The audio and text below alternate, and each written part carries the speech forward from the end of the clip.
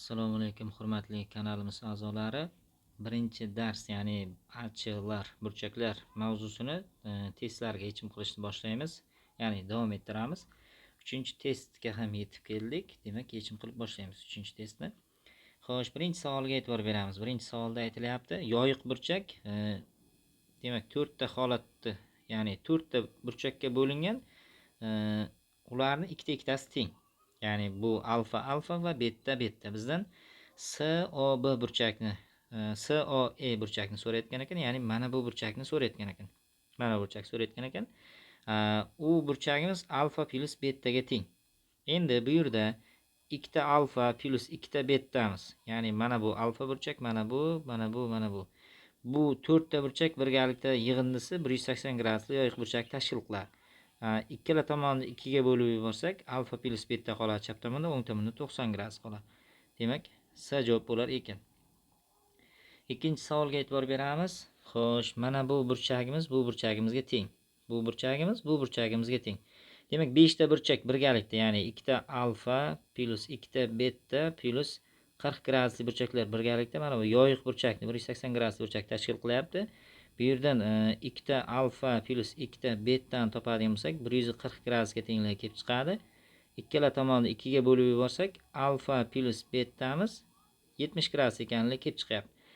Bizdan SOF burchagimiz so'ralyapti, ya'ni mana bu burchak. Mana shu burchagimiz so'ralyapti. U SOF burchagimiz alfa plus beta va plus 40 graduslar yig'indisiga teng ekan. Endi alfa plus betamiz 70 gradus, uni 40 gradusga qo'shsak 110 gradus degan javob kelib chiqadi. Demak, D javob bo'lar ekan. Uchinchi savolimizda mana bu burchagimiz alfa, bu ham alfa bo'ladi, bu beta bo'ladi.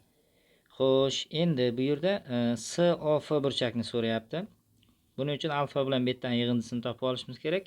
Demak, ikkita alfa burchagimiz va ikkita beta burchagimiz va plus 70 gradus burchaklarimiz yig'indisi 180 gradusga teng bo'lishi kerak.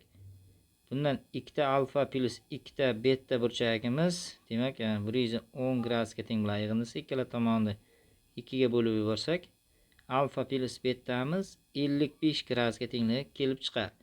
Xo'sh, endi SOF burchak so'ralyapti. Mana bu SOF burchagimiz alfa plus beta va plus 70 gradusli burchaklar yig'indisiga teng ekan. 55 gradusli burchak, 70 gradusli burchak, ikkalasining yig'indisi 125 gradus bo'ladi. S javob bo'lar ekan demak. Xo'sh, 4-savolga e'tibor beramiz. 4-savolda mana bu burchak bilan mana bu burchak teng bo'ladi, chunki D1 bilan D2 parallel. Ichki almashinuvchi burchaklar. Xo'sh, o'sha holatda mana yechim qilingan. X plus 30 gradusli burchagimiz 2x minus 15 ga teng. Bundan x'imiz 45 gradus ekanligi topilyapti. Ya'ni mana bu x plus 30 gradusli burchagimiz teng 2x minus 15 gradusga. Bu x ni o'ng tomonga o'tkazaman, buni chap tomonga o'tkazaman. Alfamiz 45 gradus ekanligi kelib chiqadi. B javob. Xo'sh, 5-savolimizda mana bu D3 bilan D4 parallelligidan mana bu alfa bo'lsa, mana bu burchagimiz ham alfa bo'ladi. Endi D2miz D1 ga parallelligidan mana bu 50 gradus bo'lsa, bu ham 50 gradus bo'ladi. Ya'ni alfa ikkalasi alfa bilan 50 gradusli burchak teng. Ichki almashinuvchi burchak bo'ladi. Yo'q, ichki almashinuvchi burchak emas, mos burchaklar. Ular ikkalasi bir-biriga teng bo'ladi. D javob. Xo'sh, 6-savolda mana bu burchagimiz BS bilan F parallel ekanligidan, bu burchagimiz mana bu burchagimiz bilan teng bo'ladi. Demak, alfa 40 gradusga teng. 70 gradusli mana bu burchagimiz mana beta bilan teng bo'ladi. Beta teng 70 gradus. Bizdan beta minus alfani so'rashyapti. Demak, 70 gradusdan 40 gradusni ayirsak 30 gradus hosil bo'ladi. Javob bo'lar ekan demak. Xo'sh, 7-savolimizda mana bu D1 bilan D2 parallelligidan mana bu alfa ekanligi kelib chiqyapti. Xo'sh, mana bu D3 bilan D4 parallel. Demak, D3 bilan D4 parallel ekanidan mana bu yerda burchagimiz ham mana bu burchak ikkalasi teng bo'ladi, 50 gradus bo'ladi.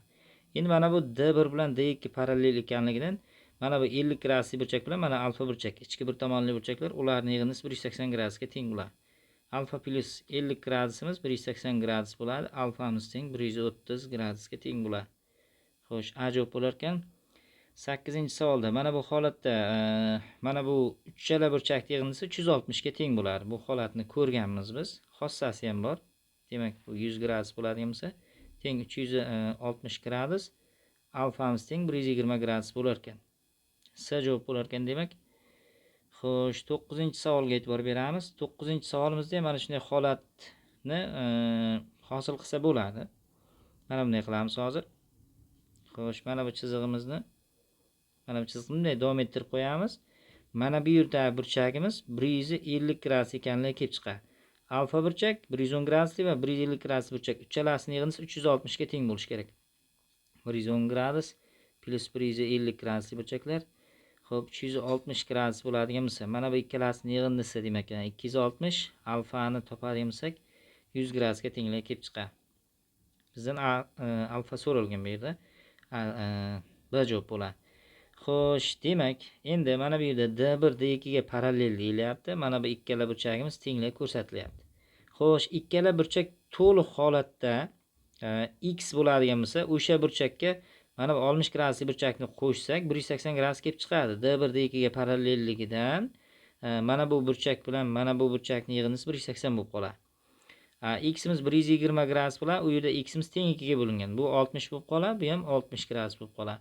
Bunda mana bu alfa burchagimiz mana bu 60 gradus va mana 60 ni yig'indisi teng. Alfa uchburchak tashqi burchagi bo'lyapti. 60 gradus plus 60 gradus xo'sh teng 120 gradus bo'lar ekan. S javob bo'lar ekan demak. Xo'sh, 11-savolimizda mana bu 50 gradus deyapti. Mana bu burchak bilan mana bu burchak teng bo'ladi. D1 D2 ga parallel. Demak, ikkita alfamiz 50 gradusga teng bo'ladigan bo'lsa, alfani o'zi 25 gradus bo'lar ekan. Demak, mana bu burchagimiz 25 gradusga teng. Bizdan BCD burchak so'ralyapti. Demak, BCD burchagimiz mana bu burchak ekan. Beta deylik. Bu beta burchagimiz va 25 gradusli burchak va 50 gradusli burchaklar yig'indisi 180 gradusga teng bo'ladi. Betamiz demak 75 ta ayirsak 105 gradusga teng bo'lib qolar ekan. D javob bo'lar ekan demak. Xo'sh, 12-savolimizda mana bu uchala to'g'ri chizig'im parallel ekanligi aytilyapti. ABD burchagimiz DBC ga tengligi aytilyapti. Mana bu BDE burchak 100 gradus bo'lsa deyapti. Alfani toping deb savol qo'yilyapti. Xo'sh, demak, mana buni hozir mana bu chiziqni davom ettiramiz bu yerda. Mana bu chiziqni mana bunday davom ettirsak, xo'sh, mana bu yerda hosil bo'ladigan burchak 80 gradus, 100 ga 80 qo'shsak 180 bo'ladi. Mana bu yerda hosil bo'ladigan burchak alfa bo'ladi. Mana bu ikkalasi bir-biriga teng. Endi mana bu 100 gradus bo'lsa, mana bu burchak 80 gradus bo'ladi. Ikkalasining yig'indisi 180 ni berish kerak. D2 bilan D1 parallel chunki. Undan mana bu burchak ham 80 gradus ekanligi kelib chiqadi. Endi alfa plus 80 gradus plus yana 80 gradusli burchaklar uchalasining yig'indisi 180 gradusga teng bo'lishi kerak bular. Alfamiz 20 gradus ekanligi kelib chiqadi bundan. Xo'sh, B javob bo'lar ekan. Demak, 13-savolga e'tibor beramiz. 13-savolimizda xo'sh, alfa burchak topilishi talab qilinyapti bu yerda ham. Mana bu chiziqni davom ettirishimiz kerak hozir biz. Mana shunday qilib chiziq o'tkazadigan bo'lsak, parallel qilib hozir demak buni. Xo'sh, mana shunday holatda deylik, mana bu bilan kesishadi. Mana shu yerda kesishyapti deylik. Endi demak, mana bu yerdagi burchagimiz mana bu burchak bilan bu burchak yig'indisi 180 bo'lishi kerak. Mana bu chizig'imiz mana bu chiziq bilan parallel ikkalasi. Bu bilan ham parallel ikkalasi.